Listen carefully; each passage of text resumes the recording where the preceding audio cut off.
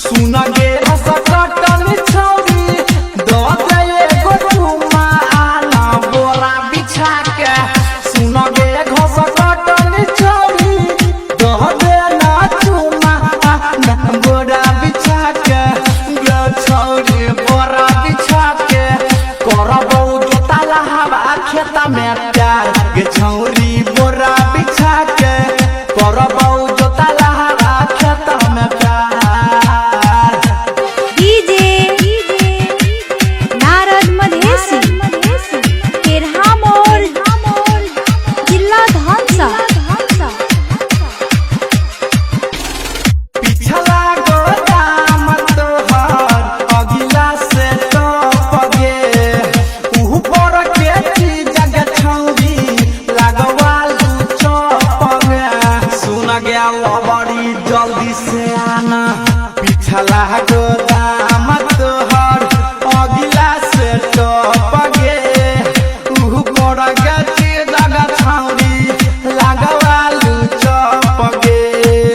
ओहे बिहान गे छौरी करबौ इंतजार तोहर बोरा बिछा के। गे तोहर बोरा बिछा के करबौ जोता लहावा खेत में प्यार। गे छौरी बोरा बिछा के करबौ करता हवा खेत में प्यार। नारद मधेसी तेरहा मोड़ जिला धनसा।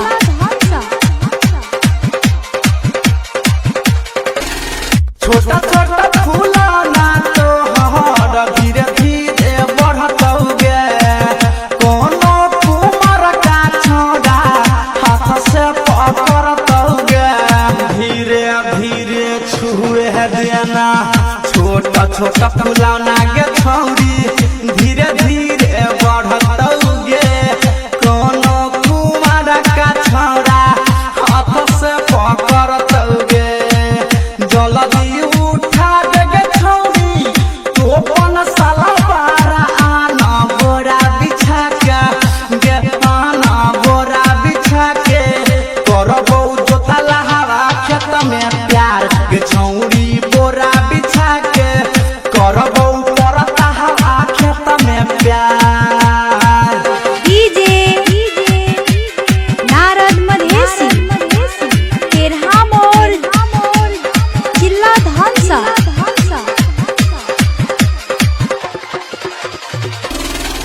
घास काटे अइले गे छौरी 12 बजे खेत में धो दे तो कोनो छवड़ा भजे तो पेट में।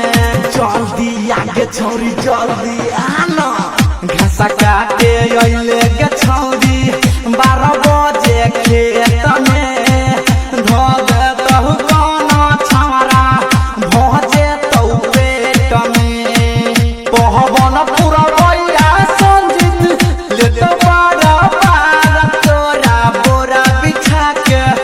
गे तोरा बोरा बिछा के करबौ जोता लहावा खेत में प्यार। गे छौरी बोरा बिछा के सुन गे घसकटनी छौरी दो दे न चुम्मा न बोरा बिछा के। सुन गे घसकटनी छौरी दो दे न चुम्मा न बोरा बिछा के। गे न बोरा बिछा के करबौ जोता लहावा खेत में प्यार। गे छौरी